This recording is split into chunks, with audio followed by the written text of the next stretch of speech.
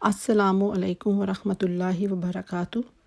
اعوذ باللہ من الشیطان الرجیم، بسم اللہ الرحمن الرحیم۔ ربی اشرح لی صدری ویسر لی امری واحلل عقدۃ من لسانی یفقہوا قولی۔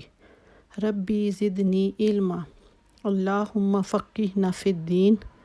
ربی یسر ولا تعسر وتمم بالخیر وبک نستعین، آمین یا الہی آمین۔ آج انشاءاللہ ہم سورۃ بقرہ کی آیت نمبر 142 سے شروع کریں گے۔ پہلے لفظی ترجمہ دیکھتے ہیں۔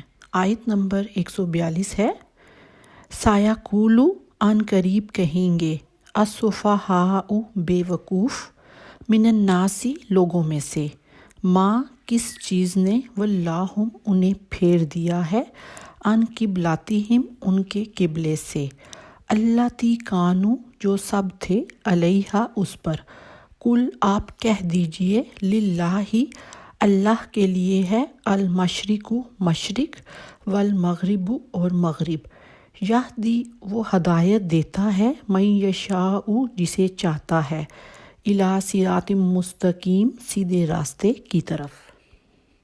وَكَذَلِكَ اور اسی طرح، جعلناکم ہم نے بنایا تمہیں، امۃ وسطاً معتدل امت، لِتَکُونُوا تاکہ تم سب بنو، شہداء گواہ، علی الناس لوگوں پر، وَیَکُونَ الرَّسُولُ اور ہو رسول، علیکم تم پر، شہیداً گواہ، وما اور نہیں، جعلنا ہم نے بنایا، القبلۃ قبلہ، اللاتی جو کنتا آپ تھے، علیہا اس پر، الا مگر، لنعلم اس لیے کہ ہم جان لیں، من کون، یتبع الرسول پیروی کرتا ہے رسول کی، ممن کون، ینقلب پھر جاتا ہے، علی عقبیہ اپنی ایڑیوں کے بل، وَإِنْ اور اگرچہ، کانت تھی، لَکَبِیرَۃً یقیناً گراں، الا مگر، علی الذین ان لوگوں پر جنہیں،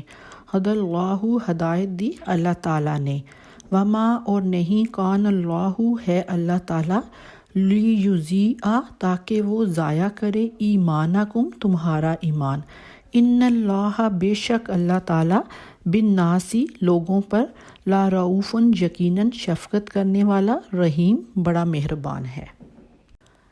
قد بے شک، نرا ہم دیکھ رہے ہیں، تقلبا بار بار پھرنا، وجہی کا تیرے چہرے کا، فی السماء آسمان میں، فلنولینک پس البتہ ہم ضرور آپ کو پھیر دیں گے، قبلۃً اس قبلے کی طرف، ترضیھا آپ پسند کرتے ہیں اسے، فولی تو پھیر لیجئے، وجہک اپنا چہرہ، شطر المسجد الحرام مسجد حرام کی طرف، وحیث ما اور جہاں پر بھی، کنتم تم سب ہو، فولوا تو تم سب پھیر لو، وجوہکم اپنے چہروں کو، شطرہ اسی کی جانب، وَإِنَّ اور بے شک، الذین اوتوا الکتاب وہ لوگ جو سب دیے گئے کتاب، لَیعلمون یقیناً وہ سب جانتے ہیں، انہ الحق کہ بے شک وہی حق ہے،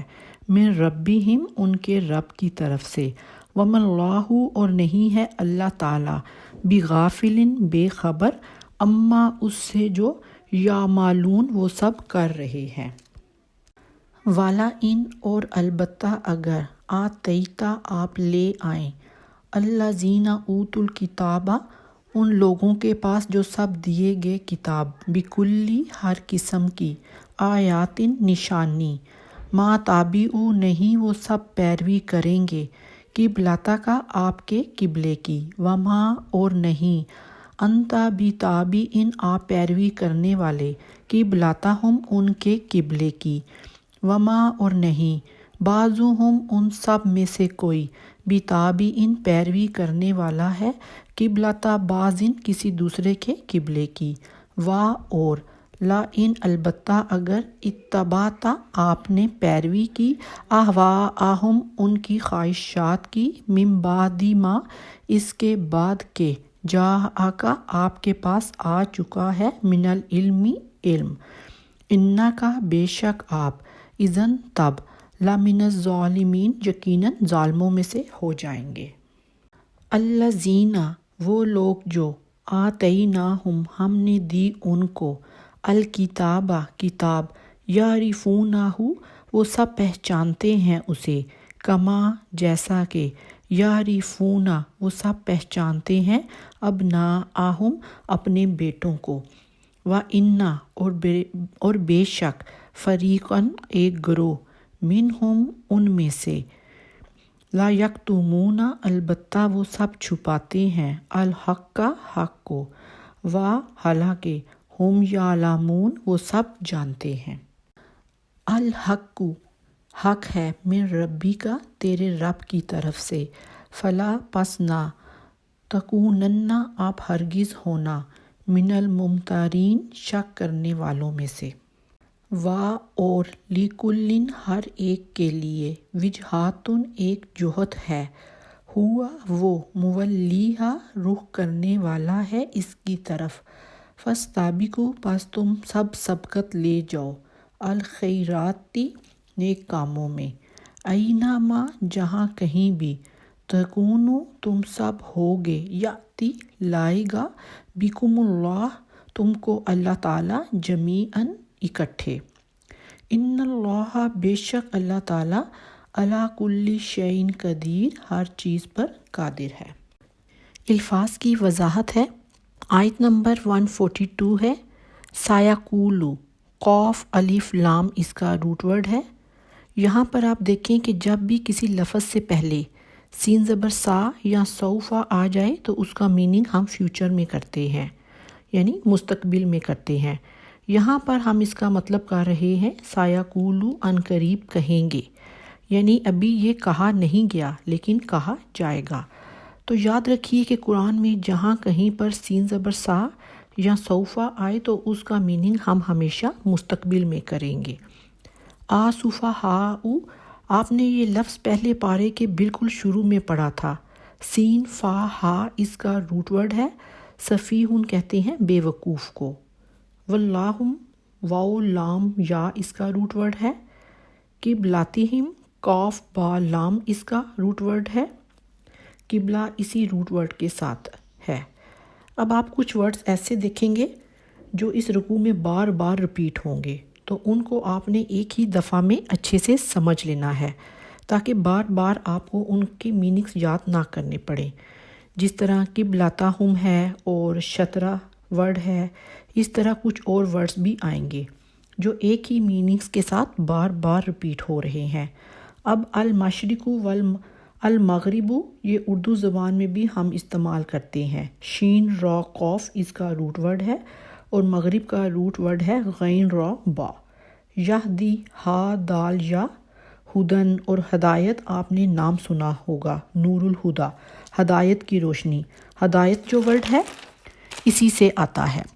اب آیت نمبر 143 ہے، جعلناکم ہم نے بنایا تمہیں، جیم عین لام اس کا روٹ ورڈ ہے، جعل کا مطلب ہوتا ہے بنانا، نہ ہم نے، کم تمہیں، وسطاً واو سین تو اس کا روٹ ورڈ ہے، وسط کہتے ہیں درمیان کو، شہداء گواہ، شین ہا دال اس کا روٹ ورڈ ہے اور شہید بھی کہا جاتا ہے گواہ کو، شاہد آپ نے سنا ہوگا، شاہد کہتے ہیں گواہی دینے والا۔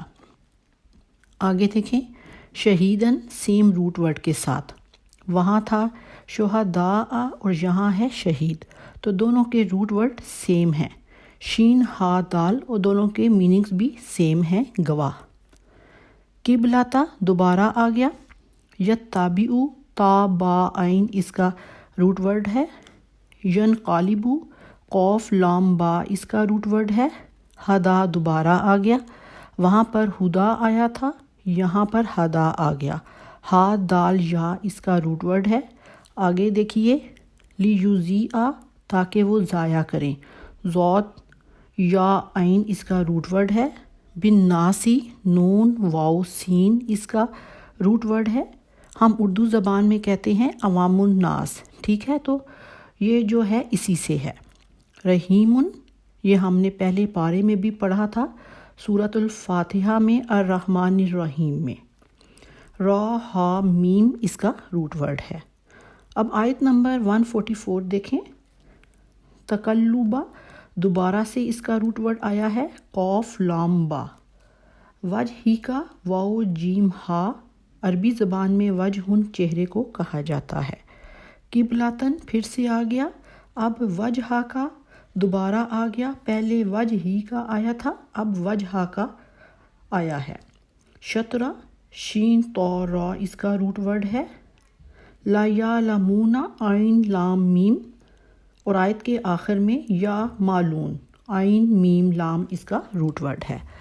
آیت نمبر 145 ہے اوتو، الف تا یا اس کا روٹ ورڈ ہے۔ تابعو پیچھے ہم نے پڑھ لیا، اب آپ اس کا روٹ ورڈ خود لکھیں گے۔ قبلتا کا اس کا روٹ ورڈ بھی آپ خود لکھیں۔ بتابعین اس کا روٹ ورڈ بھی آپ خود لکھیں۔ قبلتہم اس کا روٹ ورڈ بھی آپ خود لکھیں۔ اتبعتا یہ بھی ہم نے پڑھ لیا۔ علمی یہ بھی ہم نے پڑھ لیا ہے۔ اب نیا لفظ ہے ظالمین، ظال لام میم اس کا روٹ ورڈ ہے۔ آیت نمبر 146 ہے یعرفونہ، عین را فا اور یعرفونہ سیم روٹ ورڈز۔ ابناءہم با نون یا اس کا روٹ ورڈ ہے۔ فریقاً فا را قوف اس کا روٹ ورڈ ہے۔ لا یکتمون قاف تا میم اس کا روٹ ورڈ ہے۔ کاتمہ کہتے ہیں چھپانے کو۔ آیت نمبر 147 ہے، اس میں ایک ہی ورڈ ہے من الممترین، میم را یا، اس کا روٹ ورڈ ہوگا۔ آیت نمبر 148 ہے وجہاتن، اس کا روٹ ورڈ آپ خود لکھیں۔ فاستبقوا سین با قوف یاتی الف تا یا جمیعاً جیم میم عین قدیر قوف دار را۔ الحمدللہ یہ تھی ہماری آج کی آیات۔ آج کے لیسن کو آپ نے اچھے سے ریوائز کرنا ہے، اور جو ورڈز آپ کو لگیں کہ ان کے میننگز آپ کو یاد نہیں ہو رہے، ان کو آپ نے بار بار رپیٹ کرنا ہے، اور جب آپ ایک دفعہ یاد کر لیں گے تو پھر بار بار آپ کو یاد کرنے کی ضرورت نہیں پڑے گی۔ ربی اشرح لی صدری ویسر لی امری واحلل عقدۃ من لسانی یفقہوا قولی۔ السلام علیکم ورحمۃ اللہ وبرکاتہ۔ آج سے انشاءاللہ ہم دوسرے پارے کا آغاز کر رہے ہیں۔ اللہ سبحانہ تعالیٰ سے دعا کرتے ہیں کہ اللہ سبحانہ تعالیٰ ہمارے لیے آسانیوں کا معاملہ رکھنا، اللہ سبحانہ تعالیٰ ہمیں عمل کرنے والا بنا دے، آمین ثم آمین۔ اب انشاءاللہ آج ہم اپنی کلاس کا آغاز کرتے ہیں سورۃ بقرہ کی آیت نمبر 142 سے، اور ہم دیکھیں گے کہ اللہ سبحانہ تعالیٰ نے اس میں ہماری کیا رہنمائی کی ہے۔ اس سے پہلے میں آپ کو تھوڑا سا اس کی ڈیٹیل بتا دیتی ہوں کہ ان دو رکوع میں آپ کیا پڑھیں گے، کہ اب تحویل قبلہ کے مضمون پر براہ راست بات ہوگی جو پورے 2 رکوع پر پھیلا ہوا ہے۔ کسی کے ذہن میں یہ سوال پیدا ہو سکتا ہے کہ یہ کون سی اتنی بڑی بات تھی جس کے لیے قرآن مجید میں اتنے زور کے ساتھ اس بات کو اتنی تفصیل اور بار بار تکرار کے ساتھ بیان کیا گیا ہے۔ تو اس کو یوں سمجھیے کہ ایک خاص مذہبی ذہنیت ہوتی ہے، اس کے حامل لوگوں کی توجہ اعمال کے ظاہر پر مرکوز ہوتی ہے، اور اعمال کی روح ان کی توجہ کا مرکز نہیں ہوتی۔ عوام الناس کا معاملہ بالعموم یہ ہوتا ہے کہ ان کے ہاں اصل اہمیت دین کے ظواہر اور مراسم عبودیت کو حاصل ہو جاتی ہے، اور جو اصل روح دین ہے، جو مقاصد دین ہے، ان کی طرف ان کی توجہ نہیں ہوتی۔ نتیجتاً ظواہر میں ذرا سا بھی فرق آ جائے تو انہیں بہت زیادہ محسوس ہوتا ہے۔ ہمارے ہاں اس کی مثال یوں سمجھ آتی ہے کہ احناف کی مسجد، جیسے جو حنفی ہیں، ان کی مسجد میں اگر کسی نے اونچی آواز میں آمین کہہ دیا تو یوں محسوس ہوا کہ جیسے ان کی مسجد میں کوئی اور ہی آ گیا ہو۔ اس مذہبی ذہنیت کے پس منظر میں یہ کوئی چھوٹا مسئلہ نہیں تھا اس کے علاوہ مسئلہ قبائلی اور قومی پس منظر کے حوالے سے سمجھنا چاہیے۔ مکہ مکرمہ میں جو لوگ ایمان لائے تھے، ظاہر ہے ان سب کو خانہ کعبہ سے بڑی عقیدت تھی، بڑی محبت تھی۔ خود رسول اللہ صلی اللہ علیہ وآلہ وسلم نے جب مکہ سے ہجرت فرمائی، آپ روتے ہوئے وہاں سے نکلے اور آپ نے فرمایا کہ اے کعبہ، مجھے تجھ سے بڑی محبت ہے، لیکن تیرے یہاں کے رہنے والے لوگ مجھے یہاں رہنے نہیں دیتے۔ معلوم ہوتا ہے کہ جب تک آپ مکہ میں تھے تو آپ کعبہ کے جنوبی دیوار کی طرف رخ کر کے کھڑے ہوا کرتے تھے۔ آپ کا رخ شمال کی طرف ہوتا، کعبہ آپ کے سامنے ہوتا اور اسی کی سیدھ میں بیت المقدس بھی آ جاتا تھا۔ لیکن مدینہ میں آپ صلی اللہ علیہ وآلہ وسلم نے رخ بدل دیا اور بیت المقدس کی طرف رخ کر کے نماز پڑھنے لگے۔ یہاں پر یہ بھی ممکن ہوتا ہے کہ اگر آپ بیت المقدس کی طرف رخ کرتے تو آپ کا پیچھا جو ہے، آپ کی بیک جو تھی وہ خانہ کعبہ کی طرف ہو جاتی، اور وجہ کیا تھی کہ یروشلم جو تھا وہ مدینہ منورہ کے شمال میں تھا، جبکہ مکہ مکرمہ جنوب میں تھا۔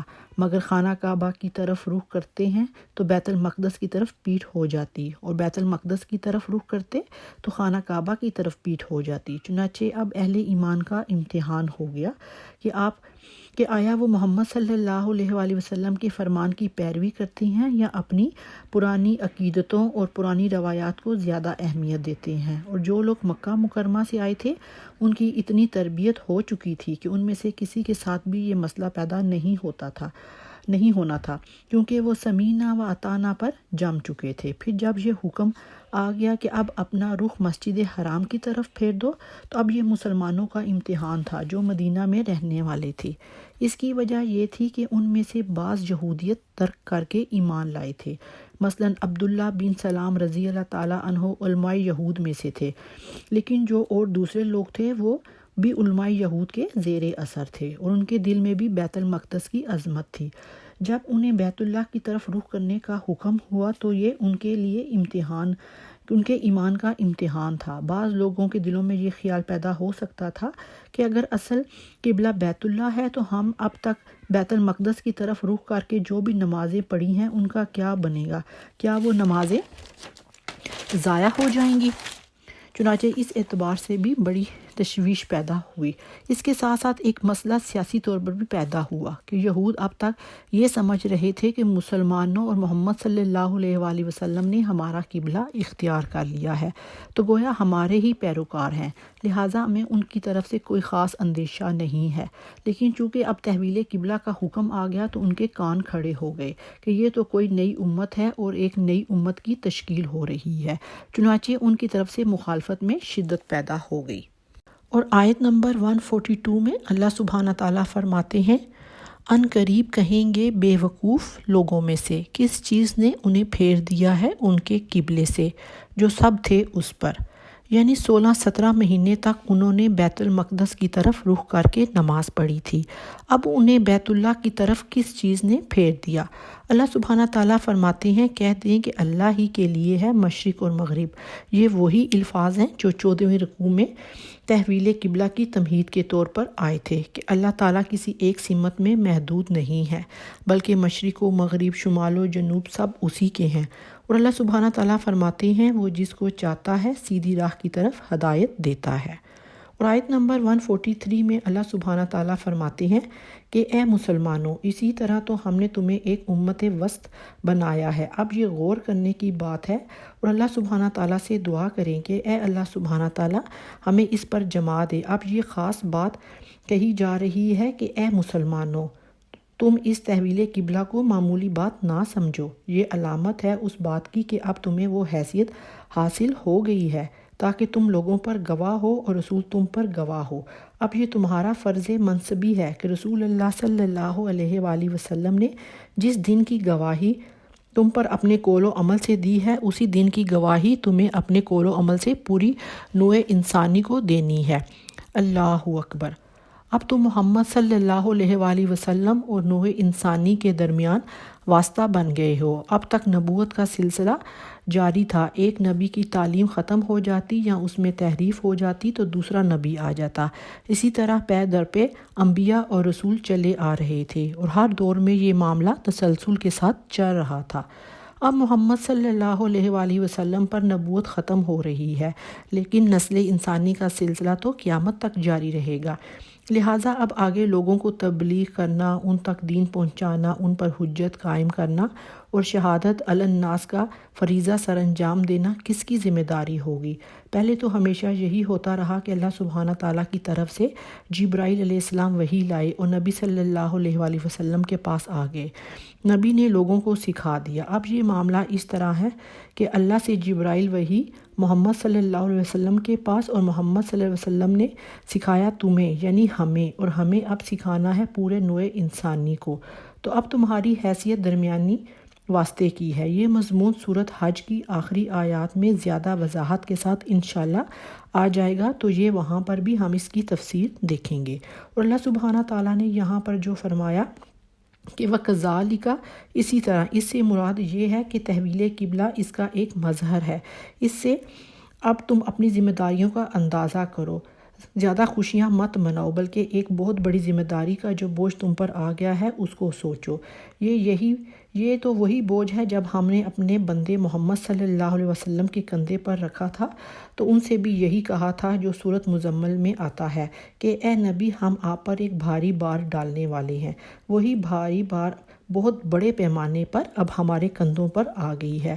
اور اللہ سبحانہ تعالیٰ نے فرمایا اور نہیں مقرر کیا تھا ہم نے وہ قبلہ جس پر اے نبی آپ پہلے سے تھے، مگر یہ جاننے کے لیے، یہ ظاہر کرنے کے لیے کہ کون رسول کی اتباع کرتا ہے اور کون پھر جاتا ہے الٹے پاؤں۔ یہاں پر اللہ سبحانہ تعالیٰ نے بیت المقدس کو قبلہ مقرر کرنے کی نسبت اپنی طرف کی ہے۔ یہ بھی ہو سکتا ہے کہ اللہ تعالیٰ نے ہجرت کے وقت وحی خفی کے ذریعے رسول اللہ صلی اللہ علیہ وآلہ وسلم کو بیت المقدس کی طرف رخ کر کے نماز پڑھنے کا حکم دیا ہو، اور یہ بھی ہو سکتا ہے کہ یہ رسول اللہ صلی اللہ علیہ وآلہ وسلم کا اجتہاد ہو اور اسے اللہ سبحانہ تعالیٰ نے قبول فرما لیا ہو۔ رسول اللہ صلی اللہ علیہ وآلہ وسلم کے اجتہاد پر اگر اللہ کی طرف سے کوئی نفی نہ آئی تو وہ گویا اللہ ہی کی طرف سے ہے۔ بیت المقدس کو قبلہ مقرر کیا جانا ایک امتحان قرار دیا گیا کہ کون اتباع رسول کی روش پر گامزن ہوتا ہے اور کون دین سے پھر جاتا ہے۔ اس آزمائش میں تمام مسلمان کامیاب رہے، اور ان میں سے کسی نے یہ نہیں کہا کہ ٹھیک ہے، ہمارا قبلہ پہلے وہ تھا، اب آپ نے اپنا قبلہ تبدیل کر لیا ہے، تو آپ کا راستہ آپ کا اور ہمارا راستہ ہمارا۔ اللہ سبحانہ تعالیٰ فرماتے ہیں کہ اور یقیناً یہ بہت بڑی بات تھی، مگر ان کے لیے دشوار نہ تھی جن کو اللہ نے ہدایت دی۔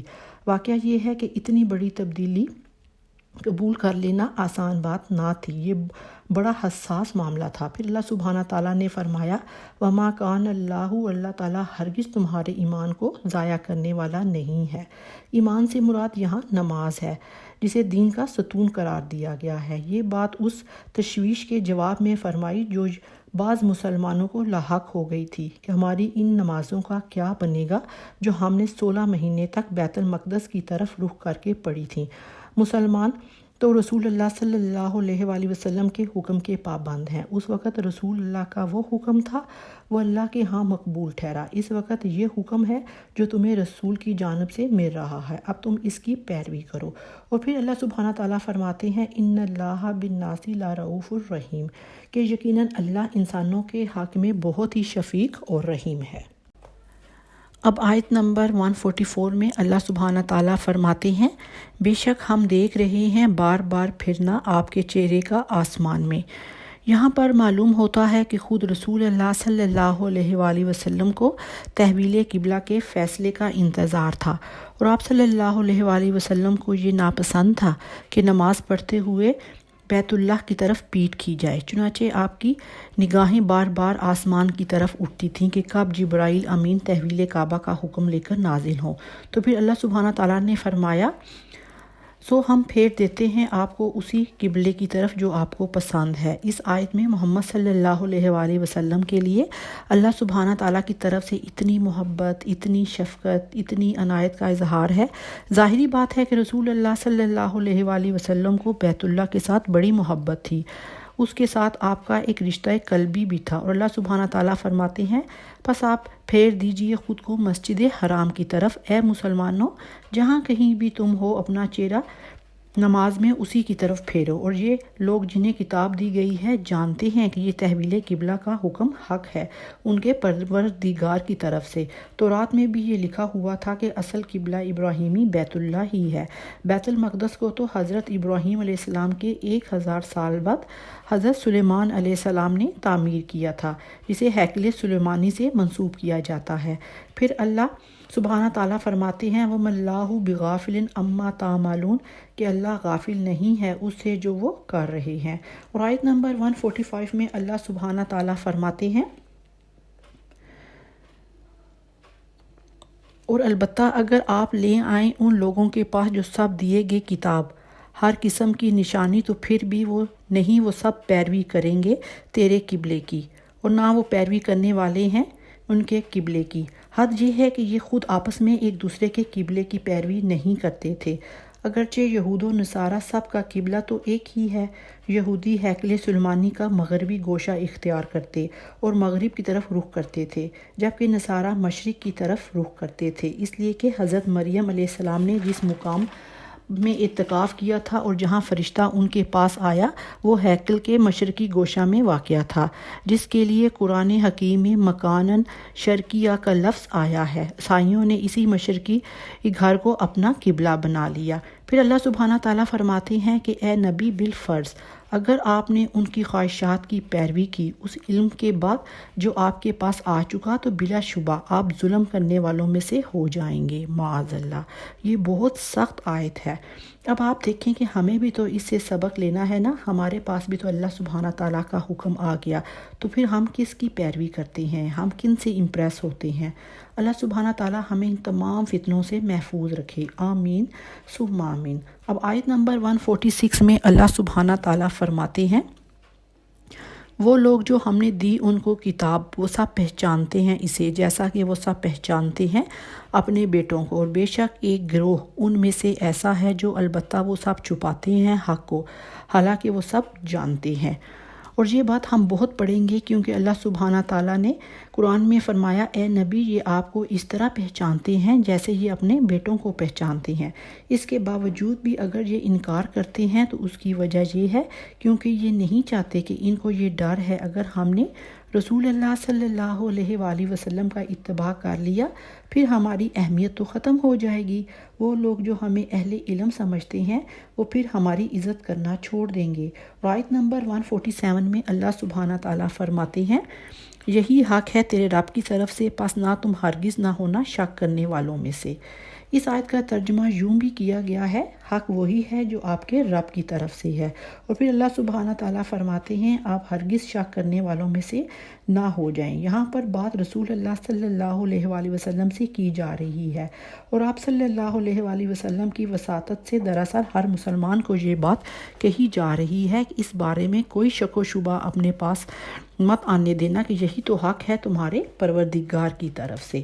اور آیت نمبر 148 میں اللہ سبحانہ تعالیٰ فرماتے ہیں اور ہر ایک کے لیے ایک سمت ہے کہ وہ رخ کرنے والا ہے اس کی طرف، بس تم سب سبقت لے جاؤ نیک کاموں میں۔ جیسے نماز کا ایک ظاہری اور باطنی رخ ہے، ظاہری رخ یہ ہے کہ باوضو ہو کر قبلے کی طرف رخ کر لیا جائے اور ارکان نماز ادا کیے جائیں، جبکہ نماز کا باطنی رخ یہ ہے کہ خشوع و خضوع کے ساتھ اور رکعت کے ساتھ اللہ سبحانہ تعالیٰ کے سامنے حاضر ہوں، انسان کو یہ احساس ہو کہ وہ اس رب کے آگے حاضر ہے جو تمام جہانوں کا مالک ہے۔